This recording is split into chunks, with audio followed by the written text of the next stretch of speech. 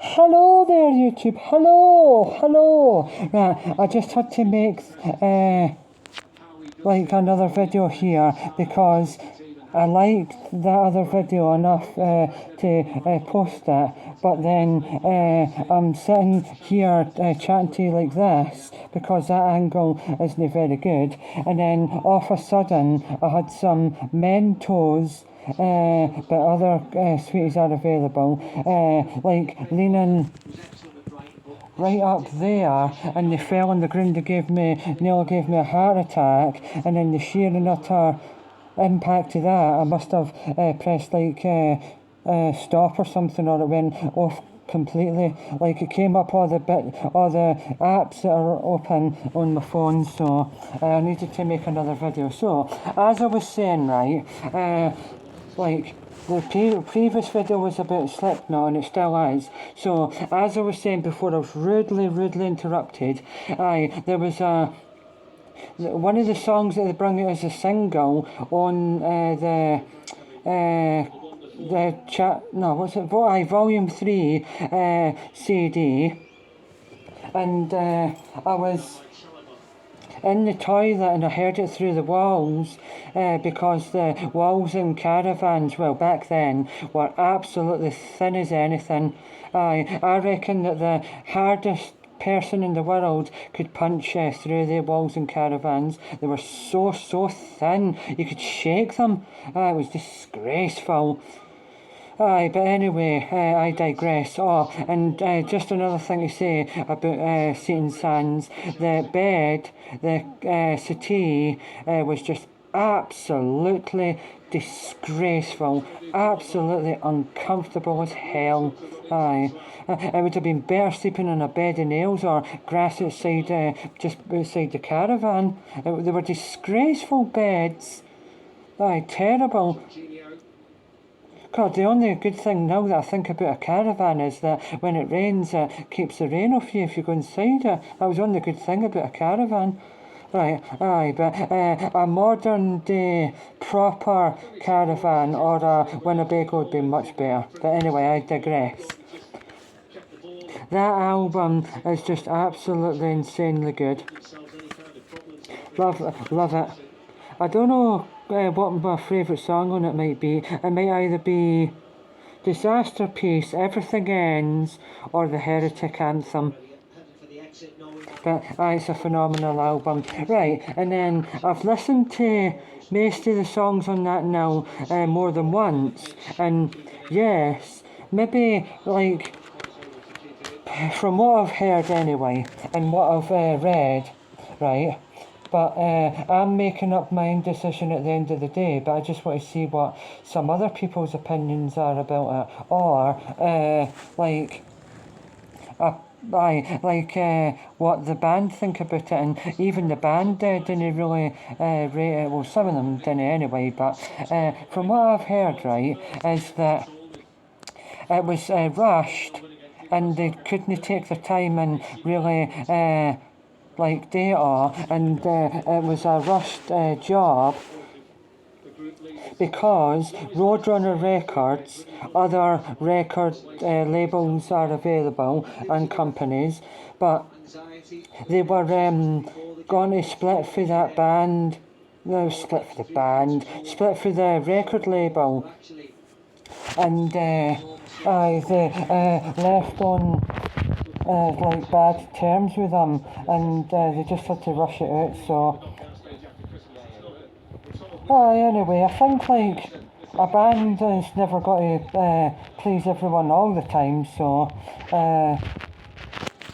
and it's more melodic, this album. It's not as heavy, it's more melodic, softer stuff, but I prefer quite some of their softer stuff. And I like the impact if he sings really quiet in some of the songs, well,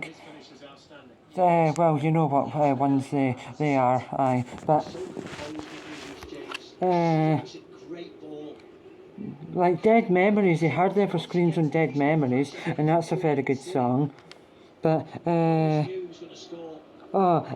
Snuff, that's a phenomenal song. He said that's the heaviest song because it's about him not being a good person. Aye, but for some reason I didn't get that though. If a band is like really had a troubled time and they write about it, that seems to give them either more fans or their fans are more connected with them. It's crazy. So I don't know, right? Comment below, right, if you think that like being a bit unusual or messed up makes you a better singer-songwriter. Aye, so I've always wondered about that, if that's what like you need to do. Well, especially in a band like Slipknot, you need to write songs about. Well, it's weird, right? But like they sing about death and they like play characters about death and their music videos are about death. But then at the end of the day, they didn't want to actually die or have anything bad happen to them in real life. It's weird. It's almost like, well, obviously, like they go on stage or they make their music videos with a mask on and they're portraying a different character and it takes them away from the messed up world for a couple of hours. So, it's just like a split personality. You put a mask on and you feel like you're more confident and you can open up more.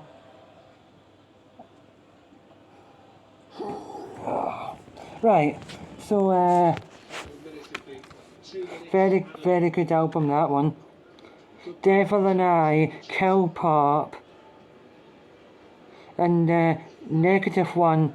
They're three of the best songs on the album, but it's a good album overall. I got that done in England about, I don't know, maybe before the pandemic, so that would, I think it was before the pandemic, so that would have been, maybe 2020. It definitely was. It was good. I think I got it in Liverpool actually, if memory concerns me right. I think I got that in Liverpool as well. Phenomenal album though. Psychosocial was one of my favourite ever Slipknot songs. I don't know why I keep going back to it. I might have even got that done in England as well actually. Wait, did I? I can't remember. But Unscented. What else? Come on.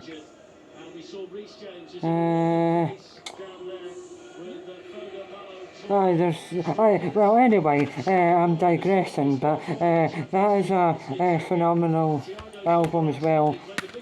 Maybe not as good as that one, but it is good. But overall, right, all the albums I've got, that's first obviously for obvious reasons, because that's the most nostalgic and like the one that they're known for. Then it's that. Then it's that. And then it's that. And then it's that. I mean, I will get more used to it, but the Dying song is absolutely incredible. And then just to say, right, that I didn't know, right, what's it called? The Chapelton Rag. I didn't know, right, but I just said that the Dying song and the Chapelton Rag was my two favourite songs, and then one person put a comment saying, oh right, so you're into 14-year-old girls, but I didn't ken what it meant, and it meant that Chapelton is a street in Leeds where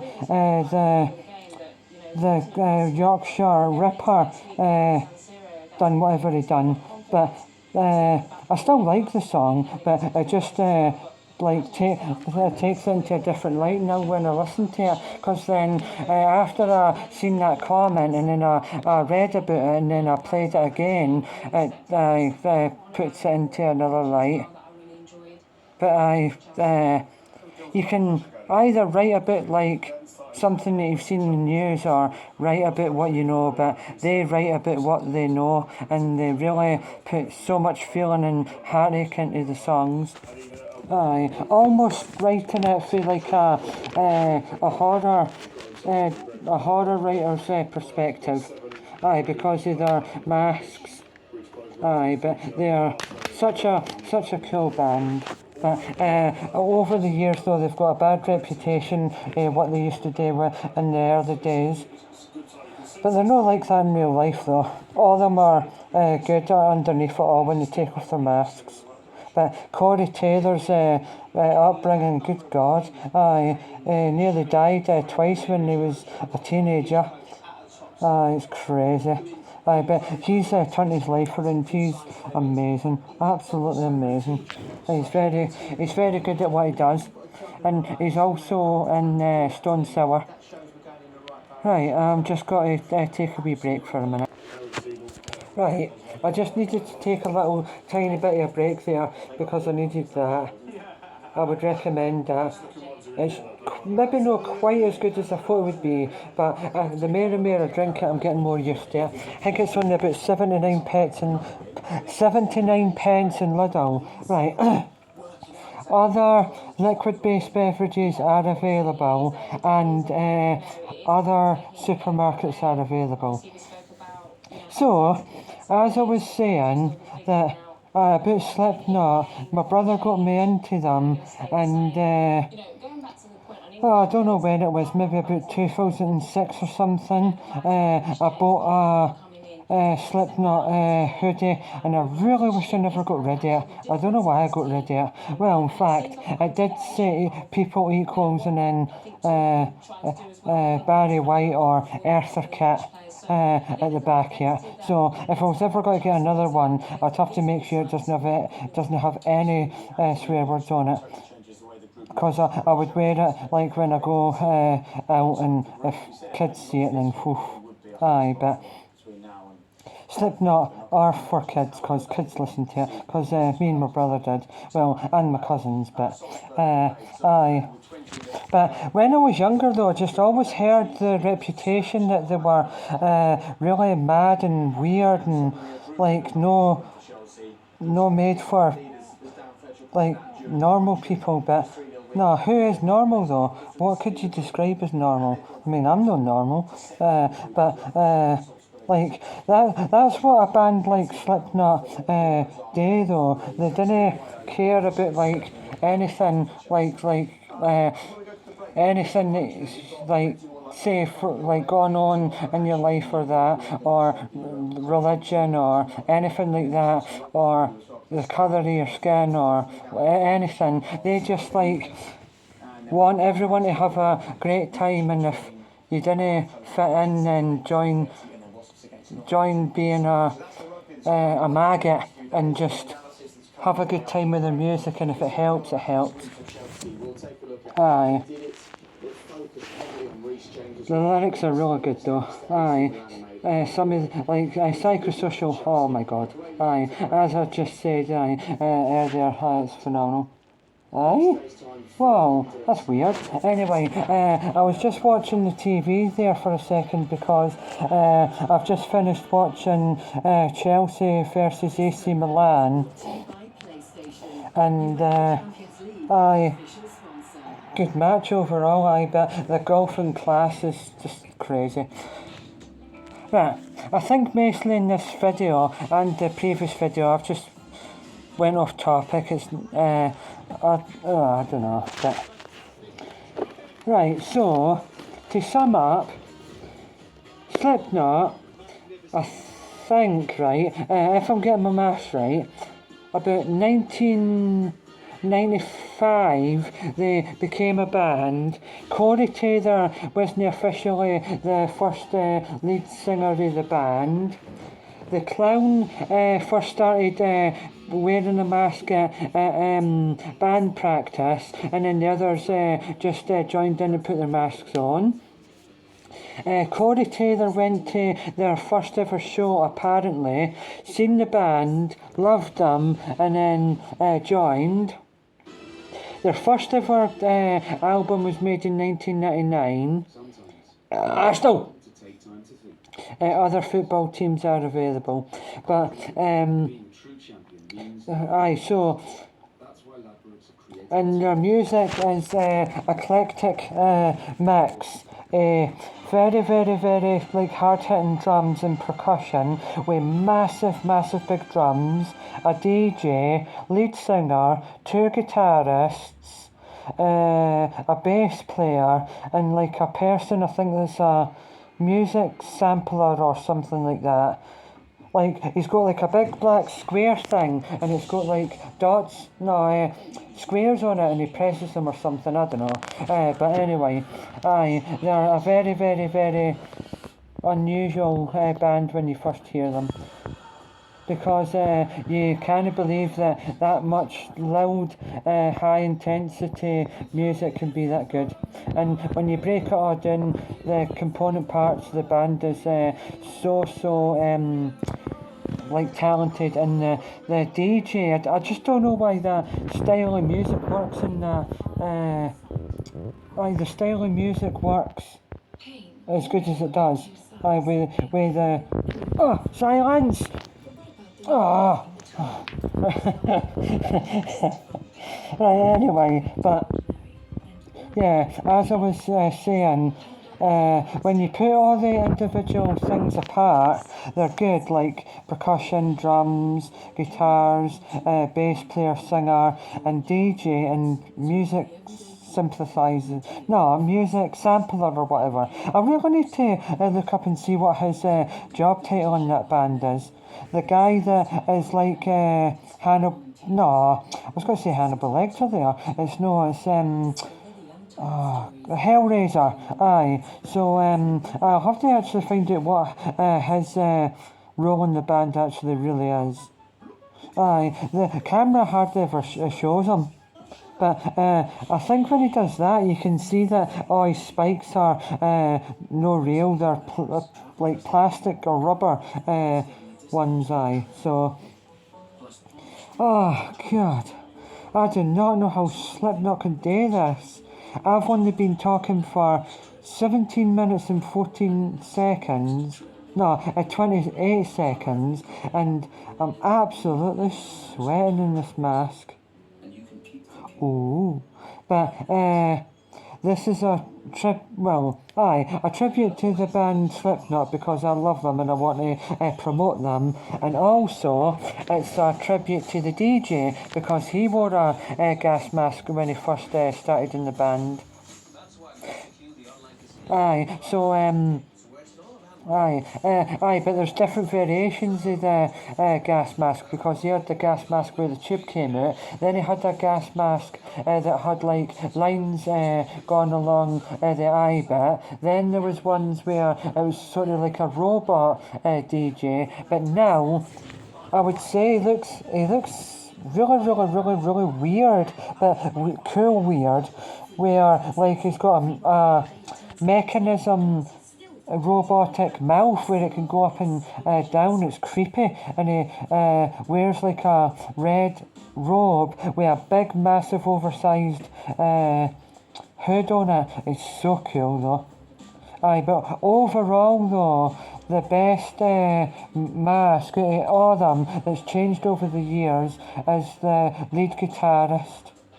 The one that has the white mask with maybe just wee bits going down his eyes and stuff like that, and then a thing going along his mouth and that. That's mine. My favourite. But back in the days when my brother was collecting masks, he got a pure white mask and then put all the black lines on it like the drummer.